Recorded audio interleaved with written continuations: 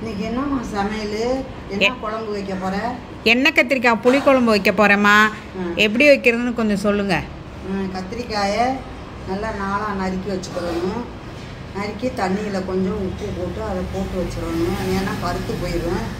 நல்லா வச்சுட்டு வெங்காயம், தக்காளி, பூண்டு எல்லாம் நறுக்கி வச்சுக்கிட்டு எண்ணெயை ஊற்றி கடுகு, உளுந்தம்பருப்பு, வெந்தயம் எல்லாம் போட்டு இதை போட்டு தாளிக்கணும். தாளிச்சிட்டு இந்த வெங்காயம் எல்லாம் போட்டு வதக்கி இந்த கத்திரிக்காயும் போட்டு வதக்கணும்.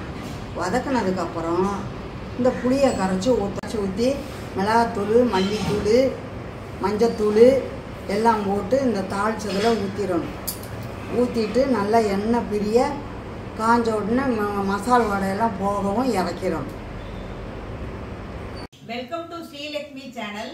இன்னைக்கு எண்ணெய் கத்திரிக்காய் புளிக்குழம்பு எப்படி வைக்க போகிறோம்னு தான் பார்க்க போகிறோம். வாங்க. உளுந்தம்பருப்பு போடுறோம், அதோட கொஞ்சம் வெந்தயம் போடுறோம்.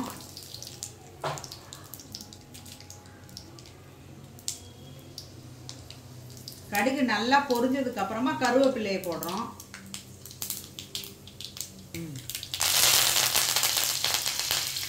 அப்புறம் வெங்காயம் முழுசாவே இருக்கு, அப்படியே போட்டுக்கலாம். நல்லா வதக்கிக்கிட்டா போதும்.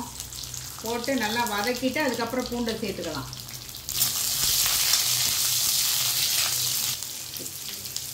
நல்லா வெங்காயம் வதங்கினதுக்கப்புறம் கலர் மாறினதுக்கப்புறம் இந்த பூண்டை போட்டு வதக்கிடணும்.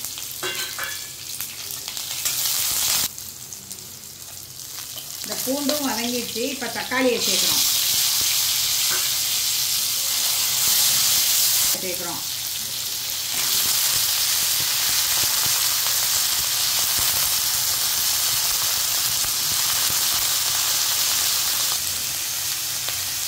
இப்போ இந்த கத்திரிக்காய் நல்லா வதங்குறதுக்காக உப்பு சேர்க்குறோம். உப்பு நீங்கள் தேவையான அளவு போட்டுக்கோங்க.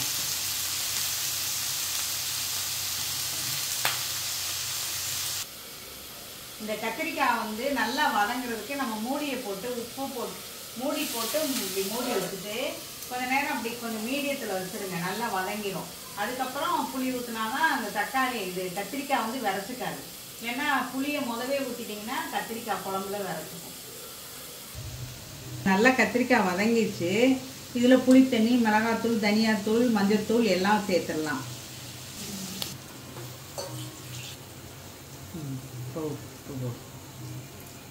இப்போ புளி தண்ணியை ஊற்றிட்டேன்.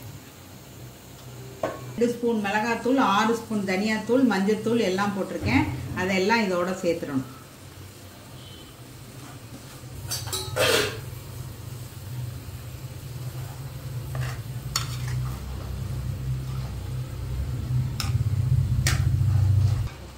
இப்போ கத்திரிக்காய் வேகிற அளவுக்கு கொஞ்சம் தண்ணியை சேர்த்துக்கணும். இன்னும் கொஞ்சம் வேகணும் கத்திரிக்காய், அதுக்காக தண்ணியை சேர்த்துக்கணும்.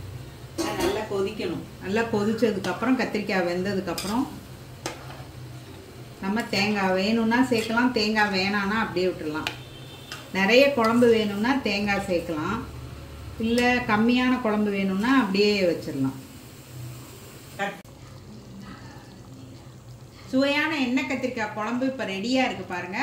ஸ்ரீலக்ஷ்மி சேனலை லைக் பண்ணுங்கள், ஷேர் பண்ணுங்கள், சப்ஸ்கிரைப் பண்ணுங்கள்.